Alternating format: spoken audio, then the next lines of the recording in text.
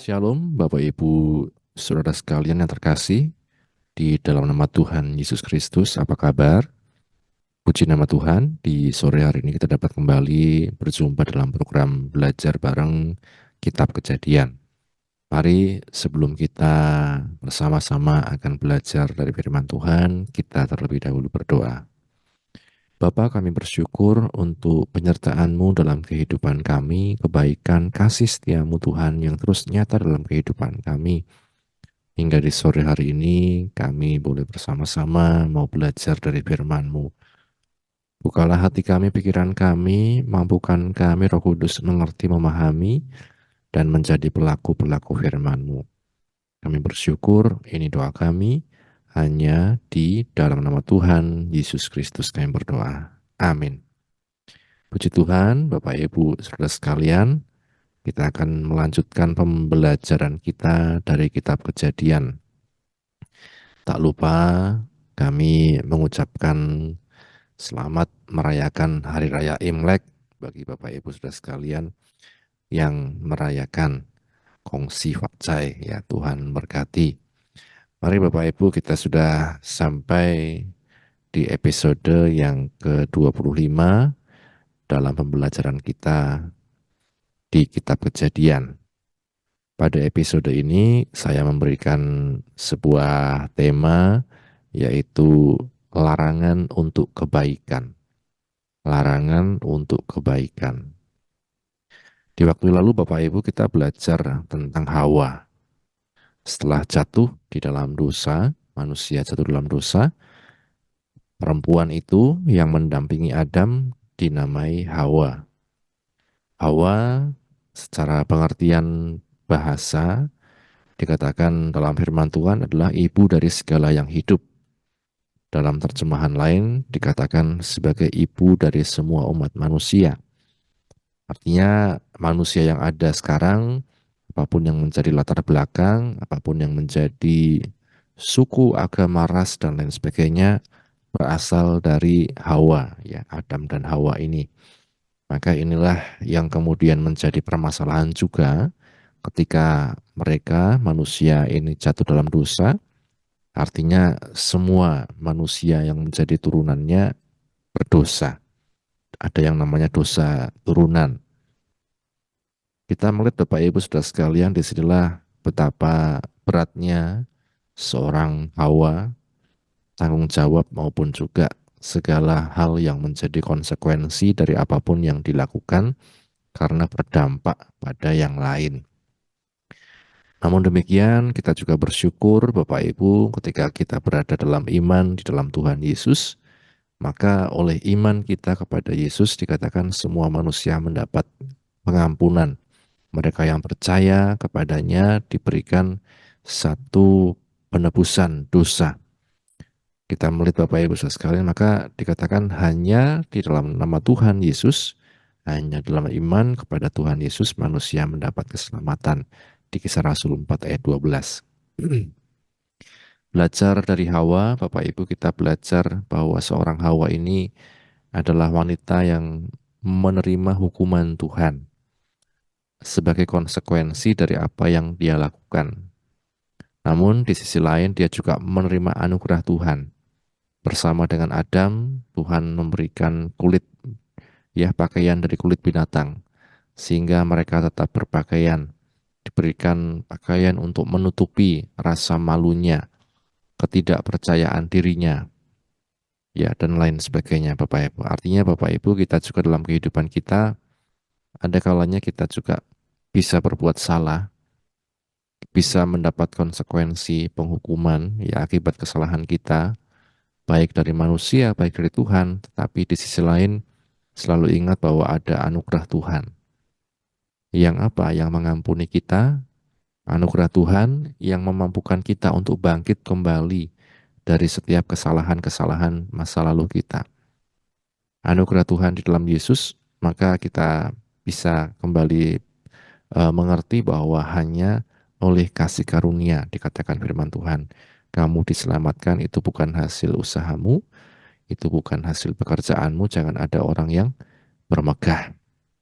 Kita belajar dari Hawa, perempuan yang menjadi ibu dari segala yang hidup, ibu dari segala manusia. Ketika dia berdosa, semua manusia terkena dampaknya. Kita belajar juga bagaimana Tuhan Yesus, dia datang dalam dunia menjadi sama seperti manusia. Dia tidak berbuat dosa, dia menjadi tebusan disalib untuk setiap manusia berdosa. Nah, makanya hanya di dalam nama Tuhan Yesus kita mendapat keselamatan hidup yang kekal. Bapak Ibu Saudara sekalian, kalau kita kembali kepada firman Tuhan, kita baca di Kejadian pasal yang ketiga, kita baca dari ayat 20 lagi ya. Kejadian pasal 3 mulai ayat yang ke-20, manusia itu memberi nama Hawa kepada istrinya, sebab dialah yang menjadi ibu dari segala yang hidup. Dan Tuhan Allah membuat pakaian dari kulit binatang untuk manusia dan istrinya itu, lalu mengenakannya kepada mereka. Berfirmanlah Tuhan Allah, sesungguhnya manusia itu telah menjadi seperti salah satu dari kita, tahu tentang yang baik dan yang jahat. Maka sekarang jangan sampai ia mengulurkan tangannya dan mengambil pula dari buah pohon kehidupan itu dan memakannya, sehingga ia hidup untuk selama-lamanya. Lalu Tuhan Allah mengusir dari Taman Eden, mengusir manusia dari Taman Eden supaya ia mengusahakan tanah dari mana ia diambil. Ia menghalau manusia itu dan di sebelah timur Taman Eden ditempatkannya lah beberapa kerub, malaikat-malaikat dengan pedang yang bernyala-nyala dan menyambar-nyambar untuk menjaga jalan ke pohon kehidupan. Amin. Berbahagia setiap kita yang baca, mendengar, dan juga yang melakukan firman Tuhan.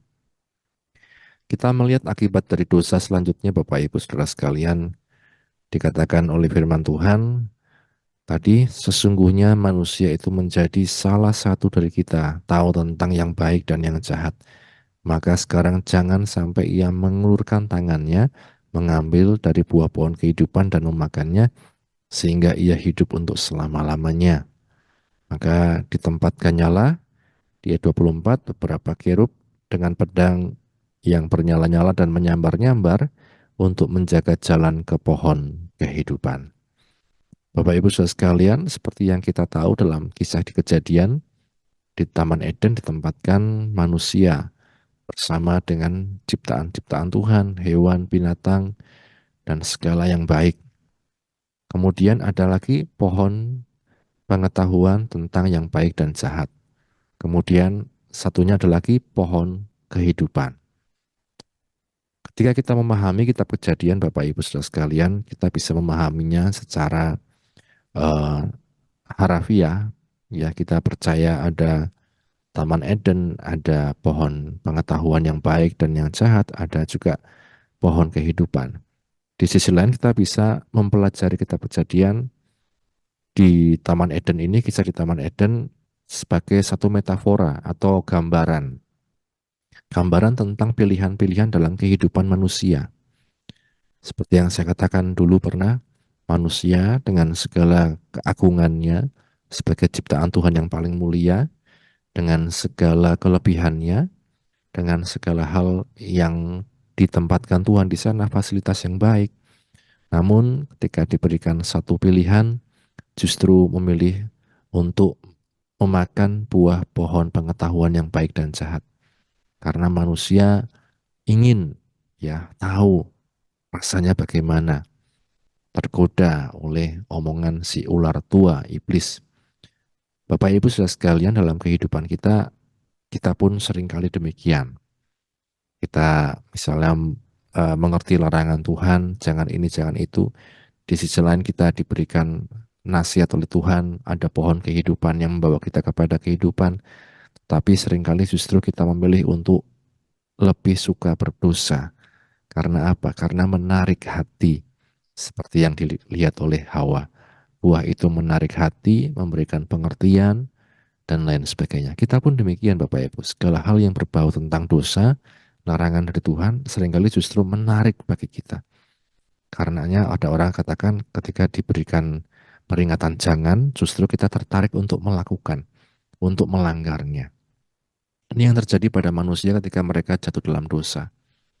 Ketika mereka tertarik dengan buah pohon pengetahuan yang baik dan sehat, disitulah mereka mulai untuk belajar apa ya saya katakan tidak taat kepada Tuhan, untuk belajar membangkang dari Tuhan. Ah, enggak apalah, coba sekali-sekali tidak taat pada Tuhan, apa akibatnya saya mau rasakan. Nah inilah manusia Bapak Ibu. Ketika akhirnya mereka jatuh dalam dosa, ada banyak konsekuensi yang diberikan Tuhan dan salah satunya mereka tidak punya akses jalan untuk menuju pohon kehidupan. Karena apa dikatakan firman Tuhan, manusia itu bisa hidup selama-lamanya. Nah, kalau kita lihat Bapak Ibu Saudara sekalian dalam kehidupan manusia ada larangan ya untuk mengambil buah dari pohon kehidupan. Larangan. Apakah artinya Tuhan jahat, Bapak Ibu? Tentu ketika kita sebagai umat Tuhan, orang percaya, kita punya satu pemahaman, keyakinan bahwa Tuhan baik. Bahkan ketika Tuhan memberikan peringatan, larangan, kemudian anjuran, dan lain sebagainya itu untuk kebaikan manusia sejatinya. Untuk kebaikan manusia. Nah kita pun memahaminya Bapak Ibu Saudara sekalian, larangan untuk memakan buah pohon kehidupan adalah untuk kebaikan manusia. Karena Tuhan baik. Kalau kita bayangkan Bapak Ibu Saudara sekalian secara eh, biasa, secara kita mikir dengan biasa. Ketika manusia sudah jatuh dalam dosa dengan segala konsekuensinya, maka dikatakan kalau mereka hidup selama-lamanya apa yang terjadi? Mereka tetap hidup di dalam dosa terus-menerus. Ketika mereka hidup dalam dosa, mereka hidup selama-lamanya. Manusia dengan segala kelemahannya akan hidup selama-lamanya, tetapi apa? Dalam satu penderitaan, siksaan karena dosa. Nah, kita kembali baca Bapak Ibu Saudara sekalian di Roma pasal yang ketiga ayat yang ke-23. Roma pasal 3 mulai dari ayat yang ke-23. Di sana dikatakan, karena semua orang telah berbuat dosa dan telah kehilangan kemuliaan Allah, dan oleh kasih karunia telah dibenarkan dengan cuma-cuma karena penebusan dalam Kristus Yesus. Kristus Yesus telah ditentukan Allah menjadi jalan pendamaian karena iman dalam darahnya. Hal ini dibuatnya untuk menunjukkan keadilannya karena ia telah membiarkan dosa-dosa yang telah terjadi dahulu pada masa kesabarannya. Maksudnya ialah untuk menunjukkan keadilannya pada masa ini supaya nyata bahwa ia benar dan juga membenarkan orang yang percaya kepada Yesus. Jadi hanya di dalam Tuhan Yesus Bapak Ibu Saudara sekalian, kita selain mendapat kehidupan yang kekal, kita juga mendapat keselamatan. Nah, kemudian kalau kita baca lagi Bapak Ibu di Roma 6 ayat 23, sebab dosa, upah dosa ialah maut, tetapi karunia Allah ialah hidup yang kekal dalam Kristus Yesus Tuhan kita. Sebab upah dosa ialah maut, tetapi karunia Allah ialah hidup yang kekal dalam Kristus Yesus Tuhan kita. Nah, kita baca kembali di Roma 5 ayat yang ke-12.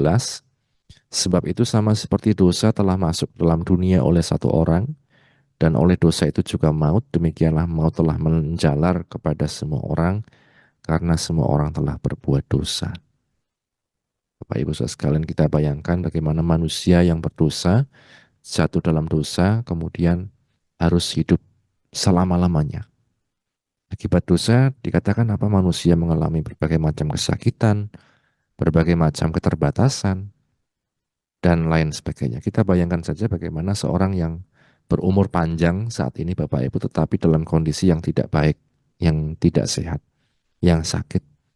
Kadangkala ada orang-orang di mana mereka justru, lebih baik saya meninggal, lebih baik saya mati saja daripada saya hidup seperti ini. Kadangkala ada orang justru pengen tidak hidup selama-lamanya. Karena apa? Dia mengerti keterbatasan tubuhnya sendiri, keterbatasan hidupnya. Manusia pun demikian, Bapak Ibu, ketika dia jatuh dalam dosa, Allah tahu bahwa ketika dia hidup selama-lamanya dalam dosa, justru akan menjadi satu siksaan. justru akan menjadi satu penderitaan di dalam hidupnya. Maka manusia itu dilarang untuk mengakses pohon kehidupan. Nah, Bapak Ibu Saudara sekalian, inilah yang menjadi bukti kebaikan Tuhan dalam kehidupan kita, pribadi lepas pribadi. Di sisi lain, janji bagi kita mereka yang berada dalam Kristus, kita orang percaya, ada juga pohon kehidupan, pohon-pohon kehidupan. Kalau kita melihat di dalam kitab Wahyu, bagi mereka yang masuk ke langit dan bumi yang baru, bagi mereka yang ada dalam iman kepada Tuhan Yesus Kristus. Kita baca saja di Wahyu pasal yang terakhir, Wahyu pasal yang ke-22.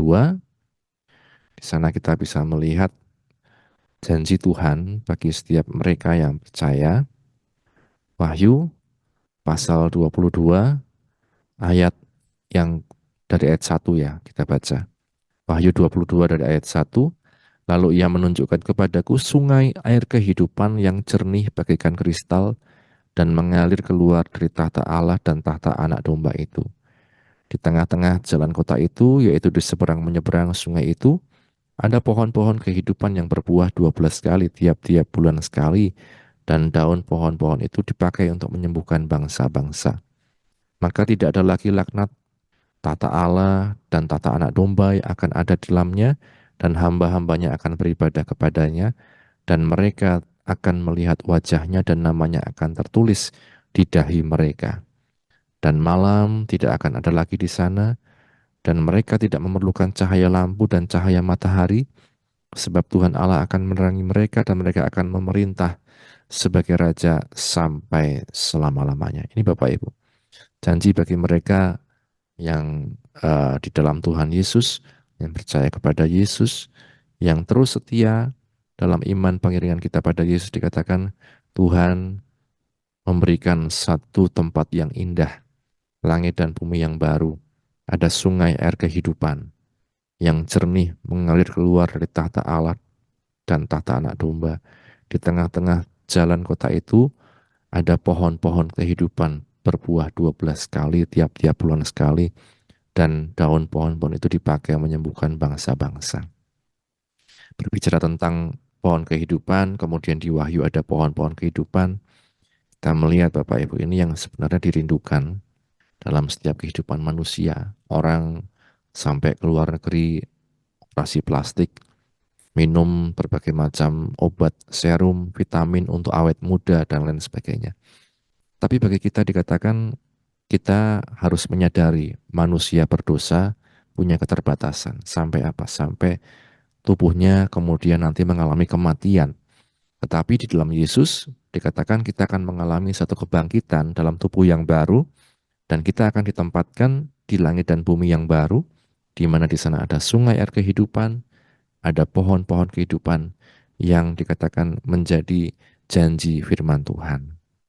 Nah, kuncinya Bapak Ibu kita melihat di Yohanes pasal yang ke-14 ayat yang ke-6, di sana dikatakan apa?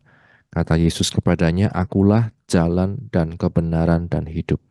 Tidak ada seorang pun yang datang kepada Bapa kalau tidak melalui aku." Akulah jalan dan kebenaran dan hidup. Tidak ada seorang pun yang datang kepada Bapa kalau tidak melalui aku. Artinya apa Bapak Ibu? Hanya di dalam Yesus ada jalan, ada kebenaran, ada hidup. Jadi bukan hanya hidupnya saja, tetapi di sisi lain ada kebenaran, ada juga jalan menuju kepada Bapa. Kita melihat Bapa tadi apa? Di tahta Allah itu mengalir sungai air kehidupan, mengalir satu kehidupan yang menyegarkan, yang memulihkan, yang menyelamatkan setiap kehidupan manusia. Nah, karenanya Bapak Ibu Saudara sekalian, dalam renungan ini kita melihat bagaimana kegagalan manusia pertama. Ketika sangat dekat dengan pohon kehidupan, justru mereka lebih tertarik pada pohon pengetahuan yang baik dan jahat. Dan kita melihat Tuhan datang, Tuhan Yesus datang menjadi sama dengan manusia, menebus setiap kita untuk apa? Ditempatkan kembali di satu langit dan bumi yang baru, di mana ada berbagai macam keindahan kehidupan. Makanya ketika kita masih hidup dalam dunia ini Bapak Ibu Saudara sekalian, pilihlah jalan kehidupan. Seperti yang diperintahkan Tuhan kepada bangsa Israel melalui Nabi Musa. Kuperhadapkan padamu jalan kematian atau kehidupan. Ketika engkau mendengarkan firman Tuhan, dikatakan itulah kita pilih jalan kehidupan. Ketika kita belajar firman Tuhan, kita tahu Yesuslah jalan kebenaran dan hidup. Itu sebabnya hanya di dalam iman kepada Tuhan Yesus kita akan mengalami satu keselamatan dan juga kehidupan yang kekal. Bukan hidup selama-lamanya dalam penderitaan dan siksaan, tetapi hidup selama-lamanya bersama dengan Tuhan sendiri yang menjadi sumber segala kehidupan, sumber segala kebahagiaan, sumber segala yang baik. Mari sama-sama kita berdoa. Bapa, kami bersyukur untuk kehidupan yang Kau berikan dalam kehidupan kami. Kami boleh ada sebagaimana kami ada semua hanya karena anugerah-Mu. Kami bersyukur untuk janji-Mu Tuhan. Nantinya kami mendapat keselamatan yang utuh, yang kekal, kehidupan yang kekal bersama dengan Engkau di langit dan bumi yang baru, menikmati kebersamaan denganmu, hadirat-Mu yang nyata dalam kehidupan kami. Tolong kami untuk dapat memilih jalan kehidupan itu. Anugerahkan kepada kami ya Tuhan, keselamatan itu. Anugerahkan kepada kami hati yang terus merindukan Engkau, hati yang terus berpaut kepadamu ya Tuhan. Jauhkan kami dari segala hal yang sia-sia Tuhan. Dan biarlah kami terus hanya berpegang pada firman kebenaran-Mu. Dekatilah anak-anak-Mu yang sudah mendengar firman-Mu dimanapun berada. Dalam apapun yang mereka pergumulkan, Engkau yang menolong dan buka jalan. Terima kasih Bapa. Ini doa kami hanya di dalam nama Tuhan Yesus kami berdoa. Haleluya. Amin. Puji Tuhan, Tuhan Yesus memberkati kita sekalian. Amin.